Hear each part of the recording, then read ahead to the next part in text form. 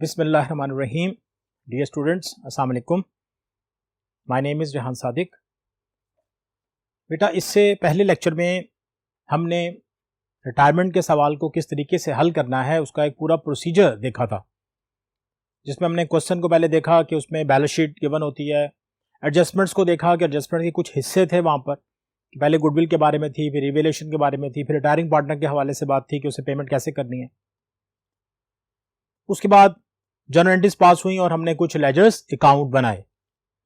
ये सारी चीज़ें उसी तरीके से उन्हीं स्टेप से अब रिपीट होंगी। तो अगर आपने इस लेक्चर को समझना है तो इससे पहले वाले लेक्चर पे ज़रा ध्यान दीजिएगा, तो ये लेक्चर आपको बहुत बाखूबी समझ में आ जाएगा। पहले भी कई दफ़ा बात हो चुकी है कि जब अकाउंट्स पे बनाते हैं जब तो एंट्रीज पहले होती हैं। अगर क्वेश्चन में वो आपसे कह दे एंट्रीज करनी है तो फिर आप मजबूर हैं, फिर आपको पहले एंट्रीज करनी पड़ेंगी, क्योंकि पहले अकाउंट्स नहीं होते, पहले एंट्रीज होती हैं टेक्निकली। हाँ, अगर आप अकाउंट्स एंट्री बनाना जानते हैं तो फिर आप अकाउंट्स पहले बना लें, एंट्रीज की जगह छोड़ें। आपको पता होना चाहिए किस पे कितनी एंट्रीज पास की जाएंगी। अब चलते हैं अपने क्वेश्चन की तरफ और फिर इसे हम हल करते हैं। पहले क्वेश्चन पढ़ लेते हैं, समझ लेते हैं, फिर बेटा इसके सोल्यूशन की तरफ चलते हैं। क्वेश्चन है जी, messrs A B and C are in the partnership sharing profit and loss in the ratio of 3, 4 and 1। A retires. नहीं जी, एक बात तय होगी, A retires whereas B and C agree to carry on the business. Following is the balance sheet on 31st of December 2016. अब आपने देखा कि यहां पर उसने ये तो बता दिया कि ए रिटायर हो गया। हमें यहां पर ये ऐसी कोई बात नहीं बताई कि ए का शेयर किसी ने खरीदा या ए का शेयर किसी में डिवाइड होगा या कोई इसको ले रहा है, ऐसा कुछ नहीं हुआ। इसका मतलब है, हमने पहले भी एक दफा पढ़ा था कि अगर ऐसा हो, मतलब वो ना बताए, उसका मतलब है यहां पे कोई एग्रीमेंट नहीं था, तो वो जो बाकी पार्टनर्स हैं वो अपनी पुरानी रेशो से ही कंटिन्यू करेंगे। अगर ये चला जाता है तो एक हिस्सा बेटा ये खत्म हो जाएगा, बाकी जो रिमेनिंग पार्टनर्स हैं वो 4 एक की रेशो से ही यहां पर क्या करेंगे, कंट्रीब्यूट करेंगे। इससे पहले ये बात हुई थी कि अगर ए रिटायर हो जाता है और उसका हिस्सा कोई नहीं खरीदता तो क्या होगा, वो रिमेनिंग पार्टनर्स अपनी पुरानी रेशो से ही कंटिन्यू करेंगे। इसके बाद आपके पास क्वेश्चन का फॉर्मेट है, लायबिलिटीज हैं, कैपिटल है, एसेट्स हैं। अब मैं पहले एसेट्स पढ़ देता हूं। बेटा, कैश पड़ा हुआ है आपके पास 11,500 का, डेटर्स पड़े हुए हैं 12,872 रुपए के, स्टॉक पड़ा हुआ है 25,000 रुपए का, मोटर वैन आपके पास है 90,000 की, बिल्डिंग पड़ी हुई है 1,50,000 की। क्रेडिटर्स में 14,372 रुपए के पैसे पड़े हुए हैं, बिल्स पेबल पड़े हुए हैं हमारे पास 45,000 के, और कैपिटल अकाउंट्स मैंने आपको बताया था जब कैपिटल्स आ जाए तो इस तरीके से आप उसे देखते हैं, आपको नजर भी आएगा। ये भी याद रखिएगा कि ये जो बैलेंस शीट है हमने तो 31 दिसंबर की बनानी है ना, ये से पहले की बैलेंस शीट है, तो इसमें जो भी इंफॉर्मेशन है ये सारी की सारी ओपनिंग है। इसमें ओपनिंग बैलेंस शीट है ए का, बी का और सी का, ए का, बी का और सी का, यहां पे सारे ओपनिंग बैलेंसेस मौजूद हैं। इनका सबका एग्रीगेट ये बना, आपने टोटल किया तो टोटल सबका जो है वो बराबर है। This is your opening balance sheet and opening balance sheet is agreed, यानी कि this is the balance sheet before the retirement of A, ये वो बैलेंस शीट है। अब मैं एडजस्टमेंट्स पढ़ूंगा और हम देखेंगे क्या हमारी एडजस्टमेंट उसी फॉर्म में चल रही हैं। देखो बेटा, गुडविल इज वैल्यूड एट ₹1,20,000। इसका मतलब है कि आपने कोई फॉर्मूला नहीं लगाना, उसे कोई और चीज नहीं दी, गुडविल ऑलरेडी इज कैलकुलेटेड, यहां पे गिवन है, अमाउंट गिवन है, और आगे बड़ी अहम बात लिखी हुई है, it was decided that the goodwill account will not appear in the books, कि गुडविल अकाउंट शो नहीं करना। इसका मतलब ये अंडरस्टूड है कि गुडविल रेज करके आपने रिटर्न ऑफ करना है, चाहे आप टोटल में करें चाहे आप रिटायरिंग पार्टनर शेयर से करें। एसेट्स आर वैल्यूड, ये बहुत इंपॉर्टेंट चीज है। एसेट्स की ये जो वैल्यूज गिवन है, ये मैं जब क्लोजिंग बैलेंस शीट बनाऊंगा तो यही वैल्यू कैरी करूंगा, यानी कि आपकी जो अब जो वैल्यू गिवन है वो इसके मुताबिक एडजस्ट हो जाएंगी। कैसे? स्टॉक पड़ा हुआ 28,000 का, ये वैल्यूड है। मेरे पास जो स्टॉक पड़ा था वो था 25,000 का, होना कितना चाहिए बेटा? 28,000 का, ये करंट वैल्यू है। इसका मतलब मेरे स्टॉक की वैल्यू क्या हो रही है? बढ़ रही है। कितने से? 3,000 से। ये आपकी है, वो प्रीवियस वैल्यू है जिसमें 3,000 का इजाफा हो रहा है। मोटर वैन 65,000, पहले कितनी थी? 90,000, इसमें कमी हो रही है, 25,000 इसमें डिक्रीज आ रहा है। बिल्डिंग पहले थी हमारे पास 1,50,000 की, अब हमारी बिल्डिंग की वैल्यू कितनी हो जाएगी 1,80,000। तो बेटा इसमें क्या आ रहा है, इसमें इंक्रीज आ रहा है, इसमें इंक्रीज आ रहा है, ये बढ़ जाएगी। A was paid cash 10,000 and the balance was transferred to his loan account। इसका मतलब हम सारे पैसे अदा नहीं कर रहे, तो जब ए का कैपिटल अकाउंट बनाएंगे सबसे पहले, उसके बाद देखेंगे उसमें कितने पैसे बच रहे हैं, जो उसका पैसा बचा होगा उसके अगेंस्ट हम सिर्फ उससे कितने पैसे दे रहे हैं 10,000, और बाकी पैसा उसे अदा नहीं कर रहे, वो हमें किस में ट्रांसफर कर देंगे, उसे लोन में ट्रांसफर कर देंगे। अब आप जरा यहां पर हम पहले पूरा चीजों को एनालाइज कर लेते हैं, फिर हम इसके नेक्स्ट बोर्ड पे जाके इसकी एंट्रीज को बनाएंगे। देखो बेटा गुडविल रेज की आपने, गुडविल अकाउंट डेबिट अगर मैं टोटल वैल्यू से करता हूं, तमाम पार्टनर्स में करता हूं, तो goodwill account debit, S capital account credit, बीस capital account credit and seize capital account credit. Ratio आप इस्तेमाल करेंगे ये वाली 3, 4 एंड 1, और उसमें ये अमाउंट एलोकेट हो जाएगी पहली एंट्री। दूसरी उसने कहा गुडविल हमें नहीं चाहिए, तो गुडविल राइट ऑफ करनी है, तो रिमेनिंग पार्टनर्स कौन से हैं, ए चला जाता है, तो बी और सी इस रेशो से रिमेनिंग पार्टनर में हम इसको क्या करेंगे, डिस्ट्रीब्यूट कर देंगे, इस रेशो से उसे क्या करेंगे बेटा, डिस्ट्रीब्यूट कर देंगे गुडविल को। उसके बाद आपने क्या करना है, जब गुडविल का मसला हल हो जाएगा फिर हमने एसेट्स की बात करनी है, रीवैल्यूएशन की। अब देखिए यहां इस एसेट में इजाफा हो रहा है और एक इस एसेट में इजाफा हो रहा है, मैं इसकी कंबाइन एंट्री पास करूंगा इसके इजाफे से, यानी कि स्टॉक अकाउंट डेबिट होगा, बिल्डिंग अकाउंट डेबिट होगी, और रीवैल्यूएशन अकाउंट आप क्रेडिट करेंगे उनकी वैल्यू से, यानी कि इसमें 3,000 और उसमें 30,000। तो मैं जो पहली एंट्री पास करूंगा वो 33,000 से होगी, यानी कि stock debit, building debit and credit revaluation account. इसी तरह मैंने आपको बताया था इससे पहले लेक्चर में कि टोटल 3 एंट्रीज हैं, हमने वहीं पे एडजस्ट करना होता है, हमने हर एक की अलग अलग एंट्रीज नहीं बनानी होती। जब आप कंपाउंड एंट्रीज का कॉन्सेप्ट जानते हैं तो फिर हमने वहीं एडजस्ट करना होता है। इसके बाद आप क्या करेंगे, आपने मोटर वैन में कमी हुई 25,000 की, इसमें एसेट में डिक्रीज था, क्रेडिट हो जाएगा, रीवैल्यूएशन अकाउंट डेबिट हो जाएगा, ये 2 एंट्रीज पास होगी। तीसरी एंट्री जो हम पास करेंगे वो इसके नफा या नुकसान की होगी, जो हम उसके लिए बनाएंगे रीवैल्यूएशन अकाउंट, और फिर हम ये एंट्री पास करेंगे। इसके बाद आपके पास एक अकाउंट है, यानी कि जैसे ही रीवैल्यूएशन अकाउंट बनेगा उसके बाद हम रिटायरिंग पार्टनर्स कैपिटल अकाउंट बनाएंगे, उसकी एंट्री पास करेंगे। ये वो एंट्रीज हैं जो मैक्सिमम एंट्रीज हैं जो आपके सामने आएंगी। अगर आप गिन लें, 2 एंट्रीज हुई इसकी, 3 एंट्रीज होंगी रीवैल्यूएशन की और 1 एंट्री होगी इसकी, तो ये टोटल 6 बन जाती, 2 इसकी, 3 इसकी, 5, 2 इसकी और 3 इसकी, 5 और 1 इसकी, 6 एंट्रीज ये मैक्सिमम।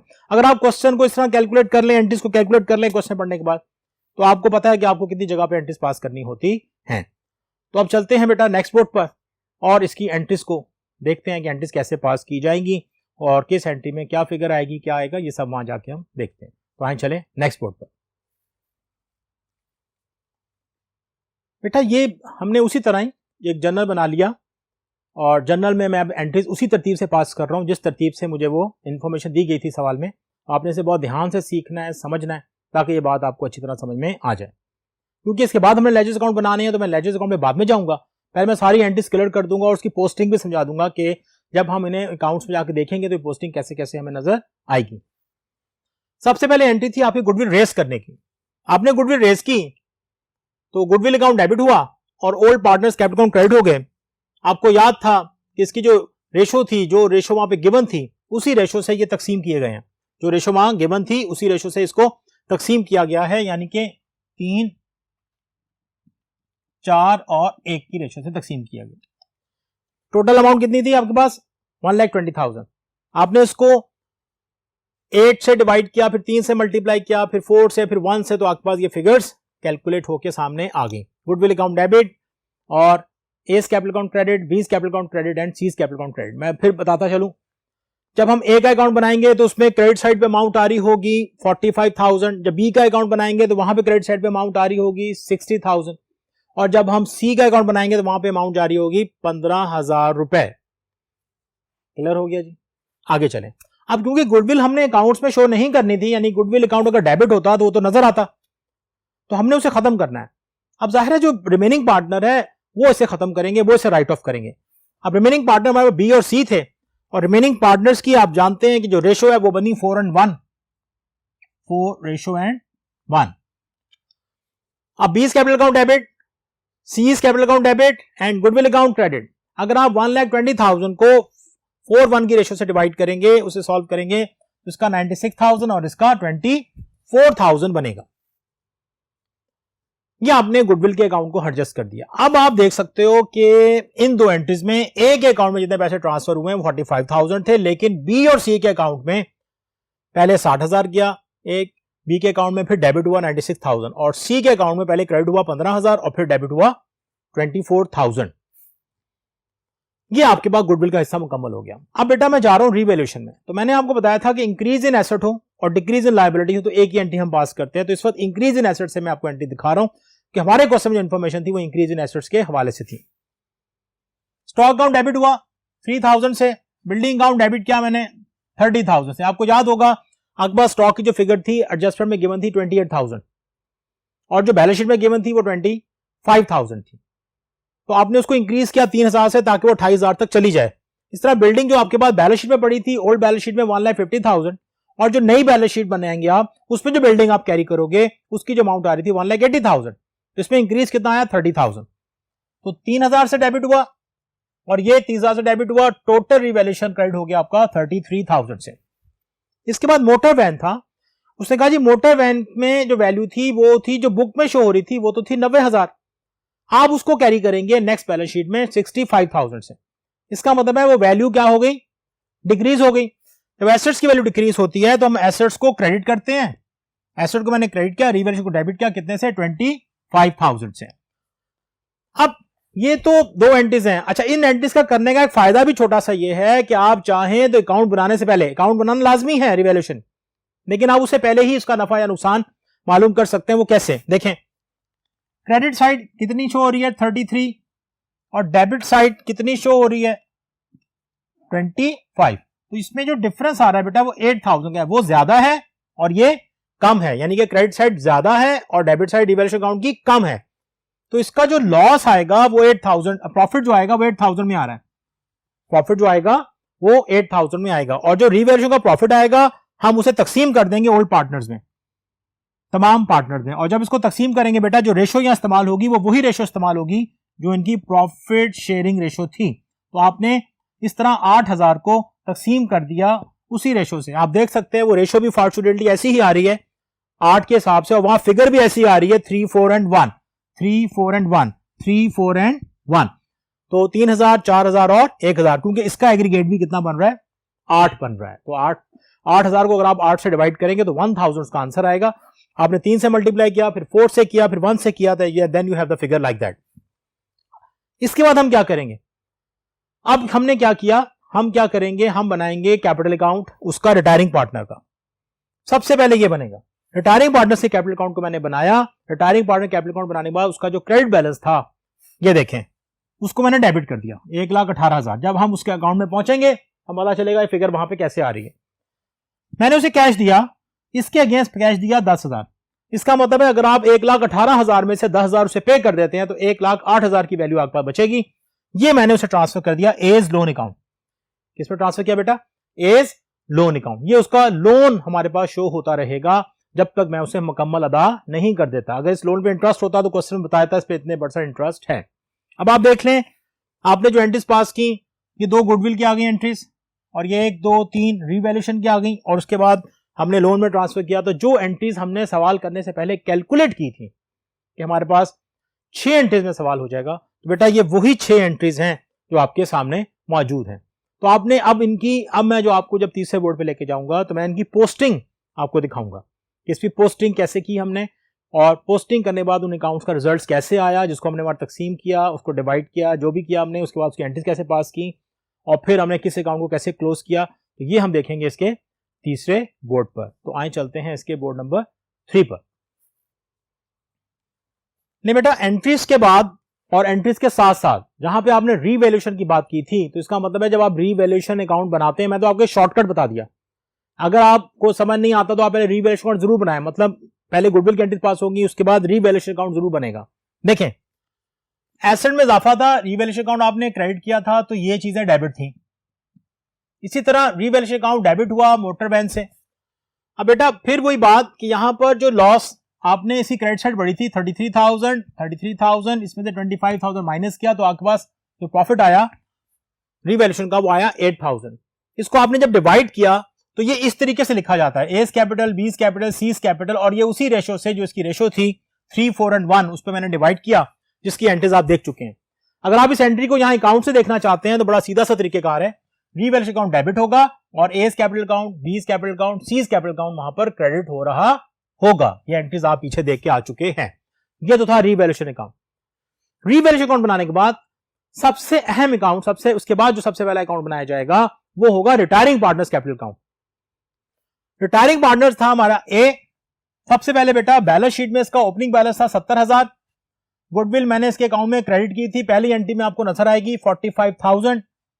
रीवैल्यूएशन का प्रॉफिट ये मैंने इसको दिया कितना, 3,000। इसके बाद इसके टोटल अकाउंट का बैलेंस जो आ रहा था, ये आ रहा था 1,18,000। मैंने इसमें इसको कैश पे किया कितना, 10,000, और बाकी लोन में ट्रांसफर कर दिया। आप चाहें तो ये एंट्री भी आप पीछे जाए बगैर यहां से देख सकते हैं। एस कैपिटल अकाउंट डेबिट है, कैश क्रेडिट है 10,000 से, एस लोन अकाउंट क्रेडिट है बेटा कितने से, 1,08,000 से। इसके बाद आपको याद होगा हम बनाएंगे जो रिमेनिंग पार्टनर जो भी थे, 3 थे 4 थे, उनके अकाउंट भी बना के देखेंगे, क्योंकि उनके अकाउंट में चेंज होना है और उस चेंज वैल्यू ने बैलेंस शीट में भी जाना है। 20 कैपिटल अकाउंट बना सर। 20 का कैपिटल अकाउंट कैसे बनेगा, ओपनिंग बैलेंस बैलेंस शीट से लिया मैंने। गुडविल में जितने पैसे ट्रांसफर किए थे पहली एंट्री में आपको नजर आ रहा था वो 60,000 थे। रीवैल्यूएशन का प्रॉफिट ये वाला मैंने यहां ट्रांसफर कर दिया क्रेडिट साइड पर। आप चाहें तो इन दोनों की एंट्रीज देख सकते हैं, यानी कि 20 कैपिटल अकाउंट अगर क्रेडिट हो रहा है तो ये गुडविल भी डेबिट है और रीवैल्यूएशन भी डेबिट है। उसके बाद हमने इसको डेबिट किया जब, और ये एंट्री किसकी है, जब उसने गुडविल राइट ऑफ की थी, रिटर्न ऑफ की एंट्री की, तो 20 कैपिटल अकाउंट डेबिट हुआ 96,000 से। ये आपको एंट्री नंबर 2 में मिलेगी जर्नल में। उसके बाद हमने यहाँ पे कोई एंट्री पास नहीं की। इसके बाद हमने इसका डायरेक्ट बैलेंस लिया और इसका जो बैलेंस आ रहा था बेटा वो कितना आ रहा था, 68,000। कितना आ रहा था, 68,000। आप ये बात जानते हैं कि अगर बैलेंस सीडी आ रहा हो तो बैलेंस बीडी उसके बिल्कुल ऑपोजिट जाके लिखते हैं 68,000। इसका मतलब ये होता है बेटा ये इसका क्रेडिट बैलेंस है, पता चल जाता है ना कौन सा बैलेंस है, तो क्रेडिट बैलेंस है। सीज कैपिटल अकाउंट हमने बनाया उसी तरीके से बनाया, पहले उसका ओपनिंग बैलेंस लिया जो बैलेंस शीट में गिवन था। गुडविल के अकाउंट के पैसे ट्रांसफर हुए, गुडविल को फिर मैंने डेबिट किया, उसके अकाउंट को डेबिट किया कितने से, 24,000 से, और रीवैल्यूएशन का जो प्रॉफिट था, ये वाला जो प्रॉफिट था बेटा ये यहां पे क्रेडिट हो गया। इसी तरह इसका बैलेंस आया, ये आया इसका बैलेंस। टोटल क्या 76,000 था, 76,000 में से हमने 24,000 को माइनस किया, 52,000 का बैलेंस बचा। जो बैलेंस होता है उसे हम कैरी करते हैं आगे बैलेंस बीडी करके 52,000। ये वो बैलेंस है जो आपका बैलेंस शीट में रिपोर्ट किया जाएगा। अब बैलेंस शीट हमें बनानी है बेटा, उसके लिए हमें जाना पड़ेगा इसके फर्स्ट बोर्ड पर, वहां जाके फिर हम इसकी बैलेंस शीट को ड्राफ्ट करेंगे। तो आए चलते हैं इसके फर्स्ट बोर्ड पर। नहीं बेटा हमने इससे पहले बोर्ड पर पहले एंट्रीज की, फिर हमने कुछ अकाउंट्स बनाए। अब अकाउंट्स बनाने के बाद फाइनल चीज हमें बनानी है बैलेंस शीट है। मैंने आपको शुरू में बताया था कि एडमिशन और रिटायरमेंट का सवाल अगर बैलेंस शीट से शुरू हो रहा है तो वो खत्म भी बैलेंस शीट पर ही होगा। तो अब हमने बैलेंस शीट बनानी है उसी तरह जिस तरह बैलेंस शीट बनाते हैं। तो मैं अब आपको वो डाटा वहां से थोड़ा सा मेमोराइज करवा दूंगा, इंशाल्लाह आपको पता चल जाएगा कि ये आपने बैलेंस शीट कैसे बनाई है। अब आप इस पूरे सवाल को जरा 1-2 दफा कर लेंगे तो आज बैलेंस शीट आपके लिए बहुत कंफर्टेबल हो जाएगी। देखिए मैंने लिखा हुआ फॉर्म ऑफ बी एंड सी, क्योंकि अब ए चला गया, अब ये बाकी जो 2 पार्टनर बचे हैं उसके हिसाब से लिख दिया form of B and C, balance sheet लिख दिया एज ऑन December 31, 2016। ये उसकी दोबारा बैलेंस शीट बन गई जिसमें अब बी एंड सी आपको नजर आएंगे पार्टनर और ए आपको नजर नहीं आएगा बेटा। उसी तरह सबसे पहले मैंने करंट एसेट लिखे, तरतीब आपको याद होनी चाहिए, कैश है, बैंक है, बैंक के बाद रिसीवेबल आता है, रिसीवेबल फिर डेट है, फिर स्टॉक, फिर एक्रूड इनकम, फिर प्रीपेड। तो ये वो सारी तरतीब है जो हम अक्सर ऐसे लिखते हैं, लेकिन यहाँ पे हमें उस तरतीब से चंद चीजें मौजूद हैं। सबसे पहले लिखा कैश। अब आपको याद होगा कैश की जो फिगर थी ओपनिंग बैलेंस शीट में वो 11,500 थी। कितनी थी? 11,500 थी। मैंने उसमें से 10,000 का कैश पे कर दिया था ए को, क्योंकि ए को हमने 10,000 सिर्फ कैश दिया था, क्वेश्चन की रिक्वायरमेंट में भी लिखा हुआ था। इसका मतलब है कैश कम हो गया तो कैश आ गया 1,500 से। डेटर्स की फिगर में कोई चेंज नहीं आया, कोई रिवैल्यूएशन नहीं हुई, अगर होती तो मैं इसको कम या ज्यादा करता, तो यहां पे कोई चेंज नहीं था, मैंने एज इट इज वही फिगर जो अपनी बैलेंस शीट से उठाई थी वही मैंने यहां लिख दी, 12,872 रुपए। स्टॉक में फिगर में आपको याद होगा, आपके स्टॉक में हमने वो फिगर को लेना था जो उसने रीवैल्यू कर दी थी, उसने कहा था ये फिगर रीवैल्यू हो चुकी है, तो मैंने डायरेक्ट वो फिगर ली। आप चाहें तो आप यहां पर 25,000 लिखकर उसमें आप 3,000 ऐड भी कर सकते हैं, लेकिन वो फिगर दी हुई थी, मैंने उसी फिगर को एज इट इज यहां पर लिख दिया। ये तो बन गए मेरे करंट एसेट्स। अब बात आई फिक्स एसेट्स पे। फिक्स एसेट में सबसे पहले मोटर वैन थी, आपको याद होगा मोटर वैन की जो एडजस्टमेंट वैल्यू थी वो 65,000 थी, जो बैलेंस शीट में वैल्यू थी वो 90,000 थी। इसका मतलब उसमें डिक्रीज आया था 25,000 का, तो मैंने वो डिक्रीज शो नहीं किया क्योंकि जो वैल्यू गिवन थी मैंने एज इट इज लिख दी। आप चाहें तो 90,000 यहां लिख सकते हैं, minus 25,000 and amount is equal to 65,000। Same case with the building. Building की जो वैल्यू थी जो सवाल में मौजूद थी वो 1,50,000 थी ओपनिंग बैलेंस शीट में। जब हमने एडजस्टमेंट में जाकर देखा, उसने कहा कि आपकी बिल्डिंग की जो अब वैल्यू जो कैरी की जाएगी, जो वैल्यू हो चुकी है वो है 1,80,000, तो बेटा मैंने उसी वैल्यू पे कैरी किया। गर्ज ये कि जो एडजस्टमेंट की वैल्यू आ रही हैं आपने वो उठा के बैलेंस शीट में ले जानी है। जो एडजस्टमेंट वैल्यू दी होती हैं वो कह दे कम है तो वो कम वाली उठा के ले जाएं, ज्यादा है तो ज्यादा वाली उठा के ले जाएं, या फिर आप उसे एडजस्ट करते हैं, कम या ज्यादा करते हैं। ये आपकी एसेट साइड। जब आप एसेट साइड लिख लेते हैं, आपने इसका टोटल किया एंड टोटल इज 287,372। ये इसका एग्रीगेट आ गया, टोटल ऑफ एसेट्स आ गया, यानी total of current assets and fix assets. इसके बाद हम चल रहे हैं लायबिलिटी साइड पर। बेटा हेडिंग देखिएगा, लायबिलिटीज एंड कैपिटल्स है। उसके बाद करंट लायबिलिटीज में आपके पास क्रेडिटर मौजूद था, कोई चेंज नहीं था इसमें, उसी तरह एज इट इज वही फिगर जो ओपनिंग बैलेंस शीट में थी वो मैंने यहां लिख दी। बिल्स पेबल में भी कोई चेंज नहीं है, वही फिगर जो ओपनिंग बैलेंस शीट में मौजूद थी मैंने उसे एज इट इज यहां पे लिख दिया। इसके बाद बेटा आपके पास एक मैंने फिक्स लायबिलिटीज जनरेट कर दी है। एक्चुअली ऐसा कोई भी लोन जो गैर मुअय्यना मुद्दत के लिए लिया जाता है, इसकी मुद्दत एक साल ज्यादा की होती है, हम उसे फिक्स में शो करते हैं। तो मैंने इसे फिक्स में ए का लोन शो किया। फिक्स में एक तो ए का लोन प्रोमिनेंट हो जाएगा, दूसरा फिक्स लायबिलिटीज में चला जाएगा। अमाउंट थी 1,08,000।